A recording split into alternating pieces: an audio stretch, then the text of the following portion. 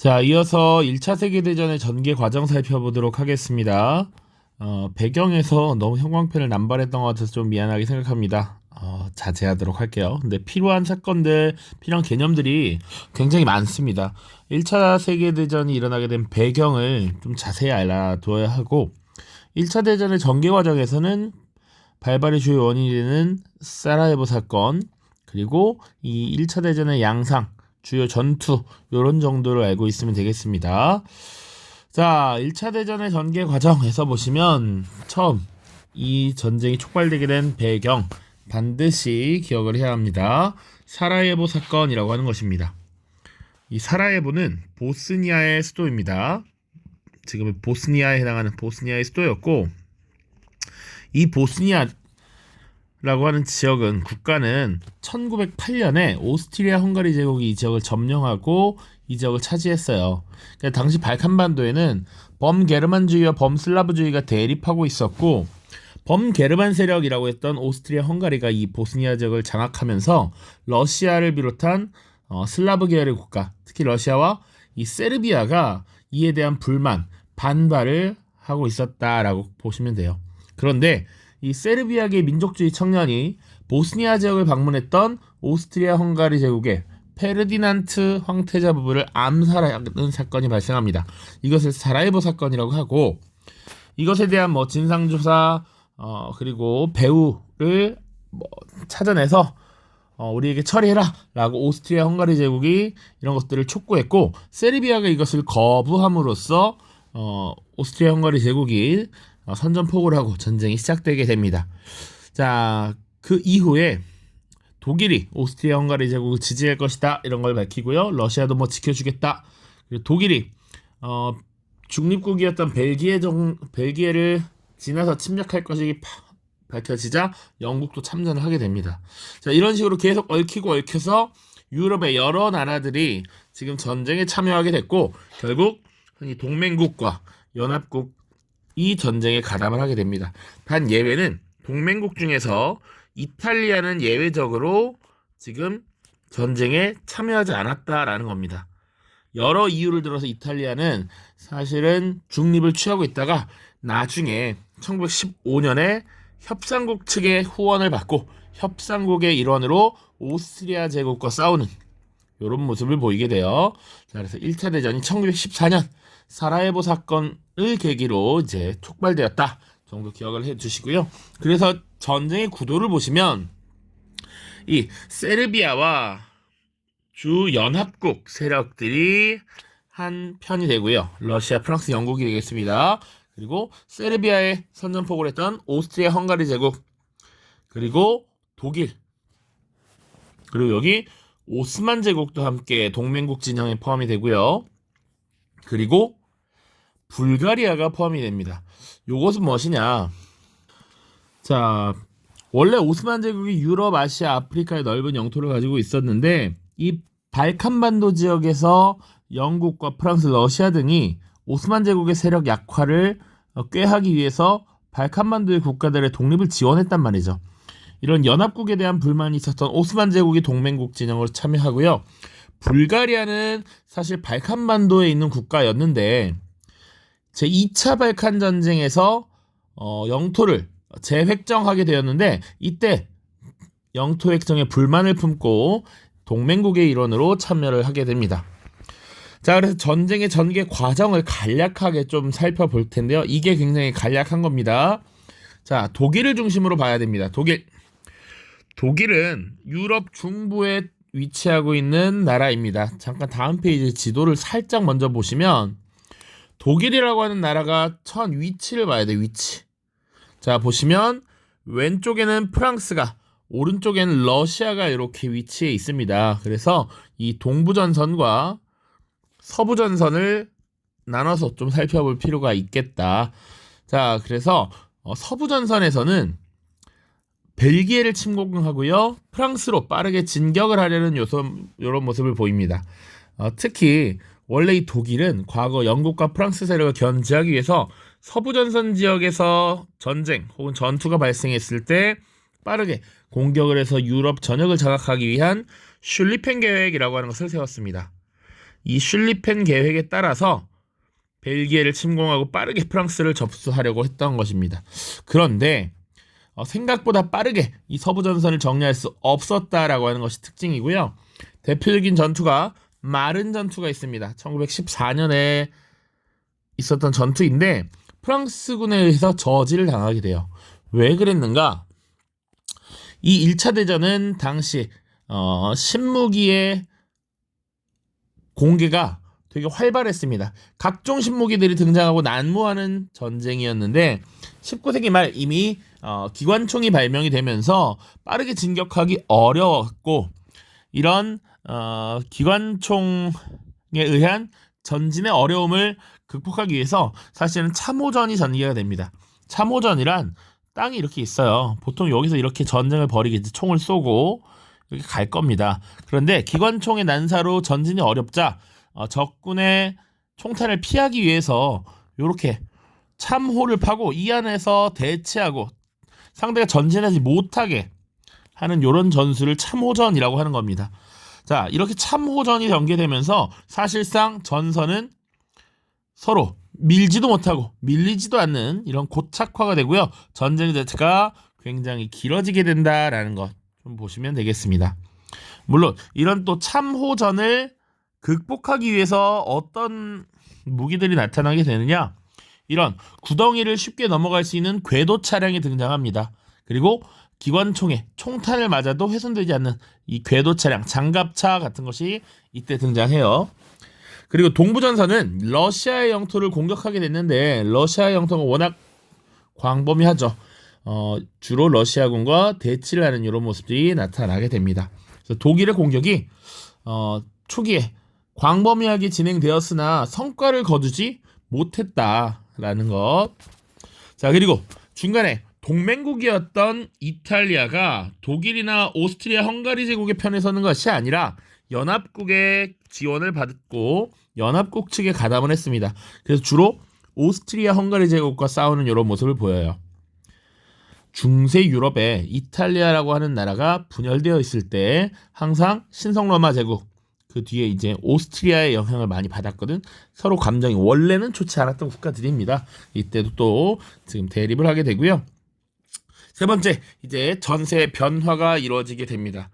전쟁 자체는 1914년부터 18년까지 이어지는데 전세가 변화되는 요 중요한 기점이 언제냐? 바로 1917년이라고 기억하시면 되겠습니다. 자, 독일이 전통적으로 육군이 강했고요. 해군력도 급격하게 강화를 시키면서 영국과 대적하려고 했었습니다. 근데 이 영국 해군이 독일군의 진격을 막기 위해서 해상 봉쇄를 단행합니다. 자, 그러자 이 해상 봉쇄를 뚫어내기 위해서 무제한 잠수함 작전이라는 것을 전개합니다. 그래서 당시 해상을 지나는 상선이든 민간의 배건, 군함이건 상관없이 다 침몰시켰던 이런 일이 발생해요. 이 과정에서 영국의 상선이었던 루시타니아호가 침몰하는 사건이 발생하고 이 루시타니아호 침몰 자체도 문제가 됐지만 이때 미국인이 굉장히 많이 타고 있었다. 미군의 다수가 희생되는 이런 사건이 발생하면서 그 전까지 중립을 취하고 있었던 미국에서 전쟁 참여 여론이 대두가 됩니다. 자, 그리고 결정적으로 미국이 참전하게 된 배경은 루시타니아 침몰과 함께 1917년에 있었던 치머만 전보 사건이에요. 1917년에 독일의 외무상이었던 지금의 외교부 장관격에 해당하는 치머만이 멕시코에 전보를 보냅니다. 비밀 전보를 보내요. 멕시코가 미국이 참전하지 못하도록 미국의 남부를 공격해서 시간을 벌어준다면 그리고 계속 괴롭혀준다면 나중에 우리가 멕시코가 미국에게 옛날에 빼앗긴 땅 그거 찾을 수 있도록 도와주겠다. 이런 전보가 전달되었고 이것이 미군이 입수를 하게 되는 것이죠. 그러면서 미국 내 여론이 더욱더 악화되면서 결국 미국이 전쟁에 참전하게 됩니다. 이것이 전세의 변화를 이끄는 가장 큰 요인이었다라고 보시면 돼요. 자, 그리고 러시아에서는 혁명이 발생합니다. 1917년 같은 해이고요. 러시아 내에서는 사회주의 혁명이 일어나면서 내부적인 혼란을 겪게 되고 그러자 러시아는 동맹국과 단독 강화를 체결하고 전쟁에서 이탈하게 됩니다. 이 단독 강화 조약을 뭐라고 하느냐? 브레스트 리토프스크 조약이라고 합니다. 1918년이고요. 러시아가 전쟁에서 이탈해. 그러니까 독일의 입장에서는 제대로 진격도 못하고 성과를 거두지 못하고 있던 상황에서 미국이 참전해서 되게 우울했는데 러시아라고 하는 적국이 또 빠지게 되니까 또 변화가 생길 수 있겠구나라는 기대를 하게 됐죠. 그렇지만 결국 오래가지 못하고 항복을 하게 됩니다. 자, 종결 보시면 결국 동맹국이 항복을 하게 되고요. 독일을 뺀 나머지가 먼저 항복을 하게 됩니다. 그리고 독일에서는 케일 군항 해군의 반란으로 인해서 내부적인 혁명이 발생했고 이때 이 1차 대전을 이끌고 세계 팽창 정책을 주도했던 빌헬름 2세가 네덜란드 지역으로 망명을 하고요. 그리고 공화국이 선포가 됩니다. 이때 공화국이 바이마르 공화국이고 여러분들이 통합사회 시간에 사회권과 관련해서 이 바이마르 공화국의 헌법을 배운 적이 있습니다. 그 바이마르 공화국입니다. 그리고 독일에서 세워진 임시정부와 연합군 간의 휴전조약이 체결되면서 사실상 1차 대전이 마무리가 되었다. 이렇게 보시면 되겠네요. 전개과정 지금 쭉 봤고요. 사실은 여기 이제 일본사, 아시아사를 또 다룰 때 그것이 있습니다. 일본도 여기 참전합니다. 중국도 참전합니다. 자, 특히 일본과 관련해서 하나 봐야 될 것이 일본이 연합국의 일원으로 참전하죠. 그래서 어떻게 했느냐? 당시 독일이 장악하고 있었던 중국의 산둥성을 공격합니다.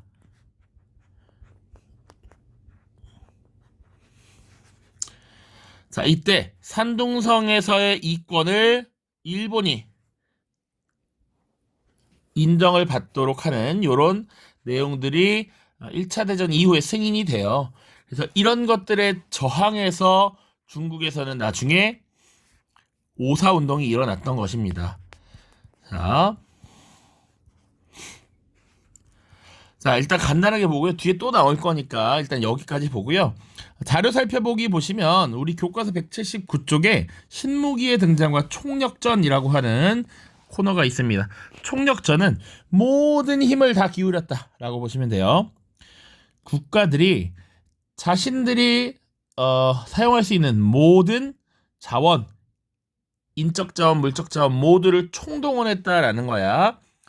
자, 그래서 1차 세계대전에 사용된 신무기는 전쟁의 양상을 장기전, 총력전의 형태로 바꿔놓았다. 자, 그래서 기억, 니은, 디귿 뭔가 보시면 자, 19세기 후반부터 개발되기 시작한 무엇이 결정적 화력 수단이 되었다? 바로 기관총입니다. 기관총. 자, 연발이 가능하죠. 뚜룩 누르기만 하면 여러 차례 총탄이 자동으로 발사됩니다. 기관총이 전쟁의 양상을 바꿨고, 자, 기억 역시 기관총이겠죠. 기관총 때문에 보병들이 전진할 수 없게 되자 참호라는 걸 팠다라고 했습니다. 참호를 파고 장기간 대치하기 시작했다. 이런 전쟁 형태를, 전투 형태를 참호전이라고 합니다. 그러면 참호를 돌파하고자 기관총으로도 파괴할 수 없는 장갑 차량이 등장했다. 장갑차 혹은 탱크, 흔히 탱크라고 많이 얘기하죠 우리. 이런 것들이 1차 대전 때 등장했습니다. 자, 지금 1차 대전 간단하게 봤고요. 1차 대전과 관련한 지도가 여기 나와 있습니다. 자, 보시면 독일의 전선이 형성됐던 것 중에서 마른 전투 잘 보셔야 됩니다. 서부 전선이 고착화되면서 여기서 독일이 빠르게 신속하게 서부 전선을 정리하고 프랑스를 장악하려던 계획이 실패했다. 자, 그리고 이 서부 전선이 고착화되면서 참호전이라고 하는 것이 등장했다라는 것. 자, 이 마른 전투 외에도 서부전선이 고착화된 거 1916년에 벌어졌던 쏨 전투도 있습니다. 대표적인 전투, 그리고 군인들의 공동묘지로 불렸던 베르댕 전투. 그러니까 이 서부전선은 서로가 이렇게 참호를 파놓고 여기서 대기하면서 서로 5m, 10m 전진하기 위해서 엄청난 희생을 치러야 했습니다. 그런 것들. 또 루시타니오 침몰 사건이 발생하죠. 독일에 무제한 잠수함 작전이 발생하면서 영국의 배인 루시타니오가 침몰했는데 이때 미국인 승객이 다수 타고 있었고 다수 사망하게 되었다. 그래서 미국의 참전 여론이 고조되었고, 여기다가 1917년 침엄한 전보 사건이 일어나면서 미국이 실제 1917년부터 참전을 하게 되었죠. 자, 동부전선을 보시면 11월 혁명이 발생하면서 러시아에서는 내부적인 대혼란이 일어나게 되었고 독일과 먼저 휴전을 하면서 전쟁에서 이탈하는 모습이 나타납니다. 그 외에 좀 보시면 이 발칸반도 지역만 조금 더 보면 될 것 같아요. 동맹국 축 국가가 좀 더 진하게 나와 있죠. 이 나라가 불가리아입니다. 불가리아. 그리고 오스만 제국이 여기까지 당연히 차지한 것이고요. 그래서 이 불가리아와 오스만 제국, 오스트리아 헝가리 제국, 독일이 동맹국으로 나머지 영국, 프랑스, 러시아, 나머지 발칸반도의 국가들, 그리고 이탈리아도 1915년에 연합국으로서 참전했다. 이런 내용들 보시면 되겠습니다. 자, 이렇게 전쟁의 양상 쭉 봤고요. 전쟁의 결과 체결하는 베르사유 조약. 이 베르사유 조약을 체결하기 위한 파리 강화 회의는 아예 다다음 영상에서 볼 겁니다. 관련된 문제만 조금 풀고 마무리 짓도록 하죠. 교과서부터 먼저 보겠습니다. 자, 교과서 182쪽입니다. 제1차 세계대전 나와 있고요. 1차 대전의 원인 보시면 독일을 중심으로 좀 살펴보는 것이 필요하다라고 했습니다. 19세기 후반 이래 유럽 열강의 제국주의적 팽창은 곳곳에서 치열한 대립과 갈등을 유발했는데 실제로 독일이 통일된 이후에 약 40여 년간 유럽 세계에서는 큰 충돌이 있진 않았습니다. 충돌을 피해가는 모습들이 많이 나타났어. 그 중심에 독일이 있었는데 원래 기존의 독일의 비스마르크는 통일 이후 유럽의 현상유지와 프랑스의 고립화를 추진했다. 그래서 이때까지만 하더라도 독일은 영국과도 우호적인 관계를 보였고요. 그리고 동부전선의 안전화를 위해서 러시아를 굉장히 우호적인 국가로 생각을 하고 러시아와 재부장 조약이라는 걸 체결하기도 했어요. 그리고 프랑스를 어떻게든 고립시키려고 합니다. 그게 유럽 지역에서 본인들이 패권을 장악하는 길이라고 여겼어. 자, 그리고 이 비스마르크는 오스트리아 헝가리 제국과 그리고 이탈리아와 삼국 동맹을 결성하기도 했죠. 그런데 1890년이 되면 새롭게 등장한 황제 빌헬름 2세에 의해서 비스마르크가 퇴진하게 되고요. 세계 정책이라는 것을 추진했습니다. 이렇게 팽창해가는 독일에 맞서기 위해서, 독일을 견제하기 위해서 영국, 프랑스, 러시아가 삼국 협상을 체결했다. 그래서 유럽은 삼국 동맹과 삼국 협상 체제를 안에서 긴장 상태를 유지하고 있었습니다. 자, 그런 과정에서 여러 충돌이 있었다라고 얘기했어요. 독일과 영국의 대립, 3B 정책과 3C 정책, 그리고 모로코 사건으로 독일과 프랑스의 갈등, 그리고 발칸반도에서의 위기, 이런 것들 보시면 독일과 오스트리아 헝가리 제국의 범게르만주의, 러시아와 슬라브계 국가들의 범슬라브주의가 대립했다라는 것.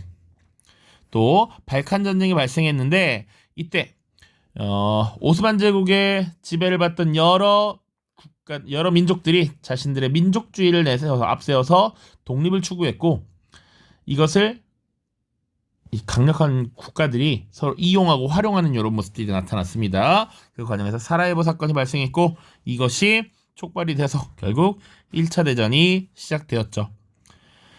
자, 사라예보 사건, 여기 세르비아계 청년 민족주의자가 보스니아의 사라예보에서 오스트리아 헝가리 제국의 황태자 부부를 암살한 사건입니다. 이는 1908년 보스니아를 합병한 오스트리아 헝가리 제국에 대한 불만이 커진 결과였습니다. 자, 요게 또 한번 최근 기출의 선지로 등장을 했었습니다. 잘 봐주세요. 자, 경과 보시면 독일의 서부전선에서 신속한 승리를 예상하고 벨기에를 침공하였다라고 돼 있죠. 그래서 기존에 신속한 승리를 얻기 위한 계획이 있었어요. 그 계획이 슐리펜 계획이라는 게 있었다. 그래서 중립국이었던 벨기에를 침공했고요. 그래서 영국도 이 중립국을 침범한 독일을 응징하겠다라고 하면서 1차 대전에 참전합니다. 자, 그리고 마른 전투에서 저지되자 서부전선은 교착 상태에 빠졌고 참호를 파고 서로 대치하는 참호전이 전개되었고요.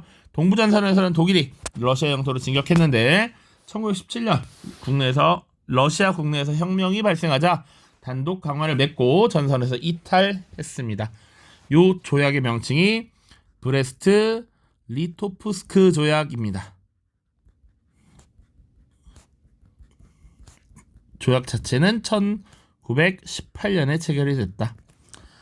자, 이탈리아는 독일의 동맹국이었지만 오스트리아 헝가리 제국과 이해관계가 갈려서 연합국 측에 가담했고요. 미국은 외형상 중립을 표방해서 전쟁에 개입하지 않았지만 독일의 무제한 잠수함 작전 그리고 비밀리에 멕시코와의 동맹을 추진하자 미국의 안보와 이익을 위협한 것으로 이것을 간주하고 연합국전형으로 참전했습니다.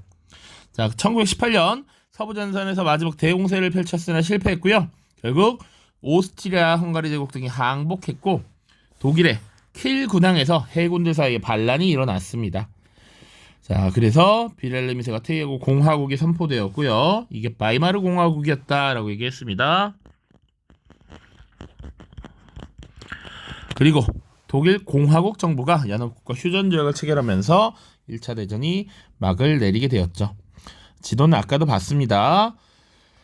자, 이제 문제 풀어보도록 할 텐데요. 그 전에 여기 다 베르사유 체제 간단하게 살펴봅시다. 185쪽입니다. 자, 전쟁에서 승리한 전승국들은 파리 강화에 의해서 전혼란을 수습하고 새로운 국제 질서를 모색했습니다. 그래서 미국 대통령 윌슨이 제시했던 민족 자결주의의 원칙을 포함한 14개조가 기본 원칙으로 받아들여졌고 그래서 여러 민족이 독립국가를 수립했습니다. 특히 발칸반도의 국가들이 유고슬라비아라고 하는 국가가 형성이 됩니다. 그리고 아시아, 아프리카에서는 반제국주의 운동이 촉진되었습니다. 자, 대표적인 것이 아시아에서는 한국에서 벌어진 3.1운동 예시들 수 있고요. 중국에서 발생한 5.4운동 들 수가 있습니다. 자, 그리고 전승국과 독일은 전승국의 이익을 보장하고 독일을 응징하는 베르사유 조약이라는 걸 체결했습니다. 그래서 독일은 모두 국외 식민지를 상실하고 알자스 로렌 지방을 프랑스에 양도했습니다. 자, 요 알자스 로렌 지방 요거 언제 독일이 가져갔던 거게? 원래 프랑스의 영토였는데 독일이 가져갔던 거 1870년에 독일이 통일하는 과정에서 프랑스와 프로이센 전쟁에서 프로이센이 승리하면서 이 지역을 가져갔고 독일 제국에 포함되었었죠. 자, 베르사유 체제의 유럽 그 이후의 내용들은 조금 더 다다음 영상에서 자세히 다룰 겁니다. 우선은 이제 문제로 넘어가도록 하겠습니다. 자, 교재 158쪽부터 쭉 보겠습니다. 2022년 수능 14번 문항이에요. 밑줄 친 우리나라에 대한 설명을 옳은 것은 친애하는 외무장관에게 현재 우리나라에 거주하고 있는 슬라브인들이 과거 술탄의 군대에게 당한 것과 같은 압제와 핍박을 더 이상 겪지 않도록 해야 됩니다. 그들이 차별받지 않으며 평화롭게 살아갈 수 있다면 우리나라의 내부 분쟁과 갈등은 일거에 소멸될 것입니다. 자, 아울러 나는 다양한 민족에게 자치권을 광범위하게 보장하고 최근에 합병된 보스니아 등지에 대해서도 포용 정책을 적극적으로 펼칠 것입니다. 이는 짜르의 간섭을 차단할 수 있음은 물론 과거 헝가리와의 통합으로 새로운 제국을 수립하는 과정에서 소외되었던 슬라브인들을 효과적으로 통치할 수 있다. 이런 내용들이 나와 있어요. 그리고 뭐 술탄의 군대에게 당한 것 뭐 이런 얘기인데, 자, 술탄이라고 하는 것, 슬라브인들이 술탄의 군대에게 압제를 당한 것이라는 것은 요 술탄은 오스만 제국을 얘기하는 것이죠. 오스만 제국에게 지배를 받던 다양한 민족들이 있었고 이들에 대해서 자치권을 보장할 것이다. 그리고 특히 최근에 합병된 보스니아, 이거 알겠어요? 오스트리아 헝가리 제국이 보스니아를 1908년에 합병했었죠. 자, 그리고 이 지역에서 짜르의 간섭을 차단하려 하는데 러시아 세력도 이 지역에 대한 관심이 많았어 발칸반도의 상황을 지금 쭉 이야기를 하고 있는 겁니다. 자, 그리고 우리가 과거 헝가리와의 통합으로 새로운 제국을 수립했다라는 거니까 오스트리아 헝가리 제국이다라는 것을 알 수 있고요. 이 오스트리아 헝가리 제국이 다양한 민족들이 포함되어 있는 제국이었기 때문에 이런 것들을 관리하겠다 뭐 이런 모습의 내용들이 나와 있는 겁니다. 지금 오스트리아 헝가리 제국에 대한 설명을 고르면 됩니다. 1번 오스만 제국과 동맹 관계를 맺었다. 자, 1번이 바로 정답이 되겠죠. 오스만 제국과 동맹 관계를 맺었다. 1차 대전 과정에서 독일, 오스트리아 헝가리 제국, 오스만 제국, 그리고 불가리아가 동맹 관계를 맺었습니다. 상트페테르부르크를 수도로 삼았다. 러시아 표트르 대제가 될 것이고요. 비렐름 1세의 황제제기를 통해 수립된 것은 독일 제국이죠. 1871년입니다. 마치니의 주도하에 통일운동을 전개하였다. 청년 이탈리아당, 이탈리아에 대한 설명이죠. 자, 5번 사보이 지역을 프랑스에 할양하였다. 이건 사르데냐 왕국이 되겠습니다. 자, 이탈리아 통일 과정에서 프랑스의 후원을 받는 대신에 프랑스의 후원을 받아서 오스트리아 세력을 밀어내고 이 지역을 프랑스에 넘겼던 것이죠. 가나 국가에 대한 설명으로 옳지 않은 것은 자, 영국 오렌적스와 화해하다라고 되어 있고요. 정통한 소식에 따르면 최근 영국은 가와 화해를 약속했다. 양국은 가가 남하 정책을 추진한 이래 크림 전쟁이나 이런 지역의 카자르 왕조를 둘러싼 이권 다툼으로 계속 대립해왔다. 가가 어떤 나라인 걸 알 수 있어요? 크림 전쟁, 이란에서의 갈등, 가는 러시아가 될 것이다. 러시아. 반면 나는 봅시다. 카메룬과 토고의 식민화부터 모로코 사건에 이르기까지 노골적으로 표출된 독일의 팽창 의지죠. 가와 나에 대한 설명입니다. 가, 피해 일요일 사건, 요거 맞습니다. 1905년에 발생했던 러시아 내부의 군중혁명 시도였죠. 세르비아에 맞서서 전면전을 단행하였다. 아니죠. 요게 정답입니다. 왜? 러시아는 슬라브 민족의 국가예요. 세르비아 역시 슬라브족이었습니다. 그러니까 러시아에 후원을 했던 국가죠. 러시아는 세르비아에게 후원을 했습니다. 말은 솜 전투에 참여했다. 맞지? 독일이 서부 전선에서 이런 전투를 추진했으나 지금 진압당했고요.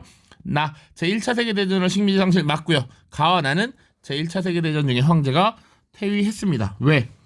가는 러시아 혁명이라는 게 발생하면서 황제가 퇴위했고요. 나는 독일 내부의 킬 군항 수병들의 반란으로 인해서 당시 독일 제국 황제였던 비렐름 2세가 퇴위를 하게 됩니다. 모두 맞는 설명.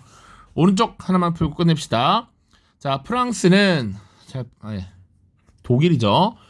프랑스 북부의 탄광지대를 파괴한 보상으로 짜르 유역에 있는 탄광지대의 독점 채굴권을 포함한 완전하고도 절대적인 소유권을 프랑스에 넘겨준다.